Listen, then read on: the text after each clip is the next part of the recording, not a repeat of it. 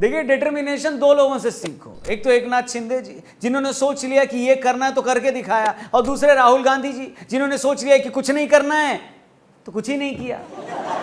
Hello hello, नमस्ते जी। देखो, खुद की तारीफ हम ज्यादा नहीं करते, बहुत ज्यादा करते हैं। सरकाज़म कि कुछ नहीं हो सकता, बस बाबा जी का ठुल्लू है। सर थैंक यू, मजा आया ना? एक्शन करें।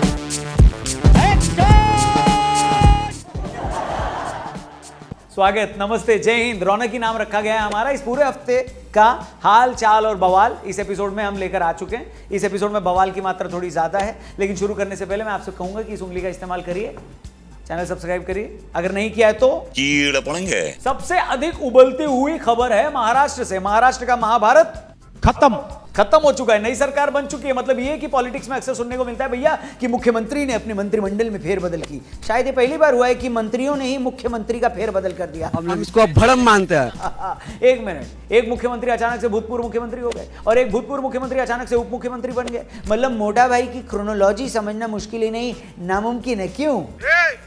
सफेद कपड़ा, खाली सफेद नहीं है सर, ऊपर ये पिंक बोलेंगे, पीच बोलेंगे। अच्छा चलो, जो भी हो, शुरू करते हैं एक ठो कविता से। ये लाइनें, ये पंक्तियां अगर आपको पसंद आए, शुरुआत में सुनाए देते हैं आपको। इसका स्क्रीनशॉट लेके फट से फेंक के मारना हमको इंस्टाग्राम पे। तो शुरू किया, अर्ज किया है कि सब खेल हुआ अब खत्म प्रिय, और पैसा सारा हजम प्रिय। इस खेल कूद के चक्कर में टूटा राउत का भरम प्रिय। कोई इस वक्त मनाली है, कोई हफ्तों से कुल्लू है। उद्धव भैया के हाथों में बस बाबा जी का ठुल्लू है। सत्ता के बड़े खिलाड़ी को पल में कुर्सी से दूर किया, महाआघाड़ी का सपना शिंदे जी ने चकनाचूर किया। अरे दो तुम गुस्सा थूक प्रिय, कहता हूं मैं दो टूक प्रिय। ठंडा कर मन को सोचो तो हो गई कहां पर चूक प्रिय। चलिए, जिससे चूक हुई है वो तो सोचेंगे, लेकिन महाराष्ट्र के इस महाभारत वाले एपिसोड में खाली हाथ कोई नहीं गया। सब लोगों को कुछ ना कुछ मिला है। अब आप पूछेंगे कैसे, तो इस वीडियो में बताते हैं ऐसे। सबसे पहले तो भैया फेसबुक बहुत खुश है। जी हाँ, अब वो बेटा मेटा हो गया है। लेकिन फेसबुक को राहत इसलिए मिली क्योंकि उद्धव ठाकरे जी ने इस पूरी प्रक्रिया में कई बार फेसबुक लाइव किया। तो फिर अच्छा ही है। ऐसा करने से उद्धव जी को तो कुछ नहीं मिला, लेकिन फेसबुक को बड़ी राहत मिली है। वरना इंस्टाग्राम के चक्कर में लोग फेसबुक को भूलते जा रहे थे। फेसबुक को भी ऐसा फील हुआ जैसे किसी ने झाड़ पहुंचकर तहखाने से निकाल दिया हो उसे। है कि होता है ना, जैसे भाजपा चुनाव जीत रही होती है तो कैलाश विजयवर्गीय जी और सुधांशु त्रिवेदी जी सामने दिखते हैं, और जब भाजपा हार रही होती है तो शाहनवाज हुसैन साहब को पीछे से निकालकर आगे लाया जाता है। कैसी अपमानजनक बातें कर रहा लड़का ये। खाली जोक है बाबा है? वैसे जिस तरह से उद्धव जी ने फेसबुक की बुजुर्गियत का ख्याल रखा, फेसबुक की बुजुर्गियत का जैसे उन्होंने ख्याल रखा, वैसे अगर अपने बुजुर्गों की कही हुई बातों का ख्याल रखते तो शायद ये नहीं होता जो हुआ है। अब क्या होगा? बाकी महाराष्ट्र की इस पॉलिटिक्स की वजह से असम को भी फायदा हुआ है। बोले तो 51 लाख रुपए डोनेशन पहुंचा है उनके पास। जी हाँ, बाढ़ से निपटने में सहायता के लिए एकनाथ शिंदे जी ने ट्वीट करके बोला कि हम लोगों की तरफ से असम को मिले 51 लाख रुपए। वैसे इस डोनेशन के पीछे सिर्फ हमारा हाथ है।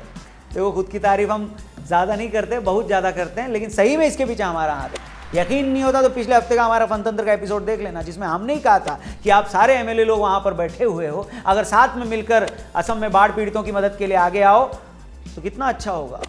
तो ये जितना पैसा पानी की तरह इस पूरे काम में बहा रहे हो ना, उसका 1% भी अगर सियासत की आंखों में पानी होता तो आप सभी एमएलए को असम की बाढ़ में उतर जाना चाहिए था। मुझे नहीं पता था उन लोगों का सारा एपिसोड पूरा देश देख रहा है और हमारा एपिसोड वो लोग देख रहे हैं। इतना जल्दी हमारा बात मान लिया वो लोग ने, लेकिन एक नोबल कॉज के लिए वो लोग आगे आए, इसके लिए आप भी जरा ताली बजाएं। Thank you very much. Sanjay Raut ji को भी जरूर कुछ मिला है। बोले तो ज्ञान। इस घटना से संजय राउत जी को ज्ञान मिला है कि संजय का असली काम दृष्टि लंबी रखना है। जुबान तो अपनी साइज की अच्छी लगती है, और अगर संजय की दृष्टि लंबी ना हो तो आंखों वाले धृतराष्ट्र भी युद्ध में हार जाते हैं। सरकाज़म, मेरा कलेजा ठंडा हो गया। सरकार भी गई, पार्टी भी खतरे में, ऐसा एक्सपर्ट्स बोल रहे हैं। मतलब जो शिवसेना सरकार से बाहर रहकर भी सरकारें चलाती थी, वो सरकार में रहकर भी सरकारें नहीं चला पाई। वक्त बाबू भैया, वक्त बड़ा ही सुनील शेट्टी की मूवी है। अरे कहना क्या चाहते हो? अरे सुनील शेट्टी की मूवी मतलब वक्त बड़ा बलवान है। ये धरती मेरी माँ है सर। बाकी एकनाथ शिंदे जी को भी मिला, क्या मिला ये बोलने की जरूरत है क्या बाबा? अब वो महाराष्ट्र जैसे बड़े और ताकतवर राज्य के मुख्यमंत्री बन गए हैं। हालांकि जितना जोड़ तोड़ का मैथमेटिक्स उन्होंने सबको सिखा दिया है ना, उन्हें भी सावधान रहने की जरूरत है। कहीं उनसे भी बड़ा कोई मैथमेटिशियन आ गया तो उनके लिए भी मुश्किल खड़ी कर सकते हैं। इसलिए बोल रहा हूं सावधान रहिएगा, क्योंकि सावधानी हटी और अरे घटी लिखने का, तुमने क्या लिखा? वैसे ये भी उतना गलत नहीं है। आगे आओ। देखा आपने लापरवाही का नतीजा है। देवेंद्र फडणवीस जी इनको मिली है डिप्टी सीएम की कुर्सी। ये वाला मामला लोगों को हजम नहीं हो रहा है। वैसे ऐसे मामले में सब कुछ एक बार में क्लियर कर देना चाहिए, वरना समर्थकों का कट जाता है। मतलब इस सिचुएशन को देखते हुए 30 तारीख की दोपहर को एक भाई ने लंबा चौड़ा पोस्ट लिखा कि फडणवीस साहब जब सीएम बनेंगे तो क्या क्या होगा, और जब शाम को साहब ने कहा कि वो सरकार का हिस्सा नहीं होंगे तो भाई ने एकदम से पुराना पोस्ट डिलीट किया और नया पोस्ट लगा दिया जिसमें यह बताया कि देवेंद्र जी का त्याग कितना बड़ा है कि उन्होंने कुर्सी नहीं ली। अचानक 7 बजे पता चला कि वो डिप्टी सीएम बनेंगे। इस बार भाई ने पोस्ट के साथ साथ अपना फेसबुक अकाउंट भी डिलीट कर दिया। ना रहेगा फेसबुकिया और ना कटेगा खुफिया, नहीं खुफिया नहीं, सॉरी, ठीक है वही आया ना दिमाग में। क्या करूं इसका, क्या करूं, मार भी नहीं सकता। बाकी महाराष्ट्र पॉलिटिक्स के इस पूरे एपिसोड के चलते देश के यंग एंटरप्रेन्योर्स को भी कुछ मिला। क्या मिला? नए नए बिजनेस के, बोले तो स्टार्टअप के आइडियाज मिले। जैसे पहला बिजनेस आइडिया है अंतर्ध्यान, बोले तो ट्वीट डिलीट सर्विसेज, जो आपके हृदय परिवर्तन के बाद पार्टी बदलने पर आपके पुराने ट्वीट्स को डिलीट करने की सर्विस देता है। तो जो नेता लोग अचानक से हृदय परिवर्तन के चलते पार्टी शिफ्ट कर गए, वो उस वाली पार्टी को जो गरियाए थे वो ट्वीट डिलीट करने का एक तो ऐप कोई देख रहा है अगर, शार्क टैंक वाला।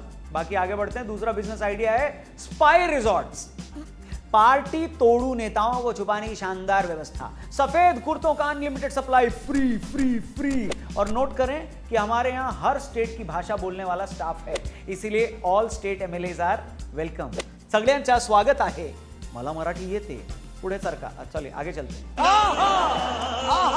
तीसरा बिजनेस आइडिया है काला घोड़ा, I mean horse trading services. बिकेंगे आप, माल का मैनेजमेंट करेंगे हम। किसी भी तरीके की लेन देन की व्यवस्था के लिए टोकन सिस्टम चालू है। अगला आइडिया, चौथा बिजनेस आइडिया, अपशब्द, बोले तो एंटी गाली सॉफ्टवेयर। पार्टी बदलने के बाद आपको पड़ने वाली गालियों को ऑटोमेटिकली डिलीट करने वाला शानदार सॉफ्टवेयर है। चाहे आपको कोई माया ओ ये कहे, या फिर कोई आपको ये कहे, या फिर कोई उल्लू बोले, कोई बेशरम बोले, या कोई हाँ दिल्ली से हूँ, नहीं बोलने का, ये बोले, कुछ भी कहे, वो कमेंट ऑटोमेटिकली डिलीट हो जाएंगे। हिस्सा बराबर याद रखते हो। तो ये वो बिजनेस आइडियाज थे जो यंग एंटरप्रेन्योर्स को मिले इस महाराष्ट्र पॉलिटिक्स के पूरे एपिसोड के चलते। जोर जोर से बोल के लोगों को स्कीमें बता दे। बाकी एंड में अब आपको ये बताते चले कि बागी विधायकों को क्या मिला। बाकी सबको क्या मिला वो तो हमने बता दिया। बागी विधायकों को मिला जनता की सेवा करने का मौका।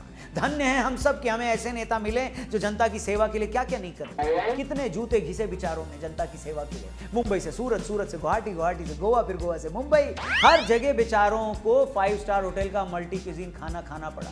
कैसे वो निवाला उनके हलक से नीचे उतरा होगा सोचिए। घर की दाल रोटी का त्याग करके सिर्फ 10-12 कोर्स बुफे मील कैसे सरवाइव किया होगा इतने दिनों तक इन लोगों ने। सोचिए हम लोगों को थोड़ी गर्मी लग जाती है, थोड़ी ठंड लग जाती है, या कैब वाला हमारा राइड कैंसिल कर देता तो हम लोग कितना इरिटेट हो जाते हैं। लेकिन जनता की सेवा का जुनून इनके ऊपर देखिए। पुरानी रुई का गद्दा छोड़कर बेचारों ने होटल के मोटे मैट्रेस पर सोना पड़ा होगा। हम सलाम करते हैं जनता का सेवा करने की इस भावना को। Sir thank you. Control control Uday. और अंत में बीजेपी को मिली एक और राज्य की सरकार और कांग्रेस को मिला एक बार फिर से इस बात का कंफर्मेशन कि कुछ नहीं हो सकता आपका। गजब बेइज्जती है। मजा आया ना। कुल मिलाकर लोकतंत्र के इस लुभावने उठापटक में सबको कुछ ना कुछ मिला और सबको मजा आया। लेकिन आपको क्या मिला? कमेंट करने का मौका कि ये वीडियो कैसा लगा आपको। कमेंट सेक्शन खुला हुआ है, प्लीज कमेंट करके जरूर बताइएगा। बाकी वीडियो अच्छी लगे तो और भी लोगों तक पहुंचाइएगा और ये बताइएगा, लिखिएगा जरूर कि आप ये वीडियो देख कहां से रहे हैं, क्योंकि कहां से आप देख रहे हैं, देश या विदेश के किस कोने से, ये पढ़कर मुझे और मेरी टीम को अत्यंत खुशी होती है। लेकिन एक चीज जिसके ऊपर इस पूरे देश में पीड़ा है, हर व्यक्ति को दुख है, उदयपुर में जो भी हुआ, जैसा कन्हैयालाल जी के साथ हुआ वैसा किसी के साथ ना हो, ये हमारी प्रार्थना है। सबसे पहली बात कि ये घटना हमारे ही समाज में हुई और इस समाज में एक ऐसा जाहिल तबका है जो देश को देश नहीं समझता, इंसान को इंसान नहीं समझता, संविधान को संविधान नहीं समझता। उनकी आंखों पर पट्टी बंधी है और वो बंद आंखों से ऐसी घटना को अंजाम देते हैं। वो सिर्फ और सिर्फ कानूनी सजा डिजर्व करते हैं। एक और तबका है इसी देश में जो इस तरह की घटना को किसी ना किसी तरीके से जस्टिफाई करने की कोशिश करता है। किसी की हत्या को जस्टिफाई कैसे कर सकते हो बे? अत्यंत परम वाले, बड़े वाले बेशरम हो। 4 लाइंस ऐसे ही लोगों के लिए जो ऐसे मौकों पर सियासत करने से बाज नहीं आते। किसी कवि ने कही है ये लाइन, सुना रहा हूं मैं आपको, कि बुलंदी का नशा सिमतों का जादू तोड़ देती है, हवा उड़ते हुए पंछी के बाजू तोड़ देती है, सियासी भेड़ियों थोड़ी बहुत गैरत जरूरी है, तवायफ तक किसी मौके पे घुंघरू तोड़ देती है। थैंक यू कहना चाहूंगा मैं उन हजारों लोगों को, और special thanks to Kapil Mishra ji, जिनका एक इनिशिएटिव जिसमें बहुत सारे लोग साथ आए और कन्हैया लाल जी के लिए, उनके परिवार के लिए 24 घंटे के अंदर 1.25 करोड़ से ज्यादा रुपए जमा हो गए। ये एक उदाहरण है कि लोग अगर साथ आ जाएं तो किसी की मदद के लिए क्या कुछ नहीं अचीव हो सकता। आप सभी लोगों को नमन। पर सबसे जरूरी बात, हमें अधिकार की हर लड़ाई लड़नी है और हर अपराधी को सजा दिलवानी है, लेकिन कानून के रास्ते से। आज के इस एपिसोड में फिलहाल इतना ही। एपिसोड कैसा लगा कमेंट करके जरूर बताइएगा। पसंद आए तो इसे अपने दोस्तों तक जरूर पहुंचाइएगा, शेयर करिएगा, सबसे हमारे चैनल को भी सब्सक्राइब करिएगा। लेते हैं यहां थोड़ा विराम। जय श्री राम।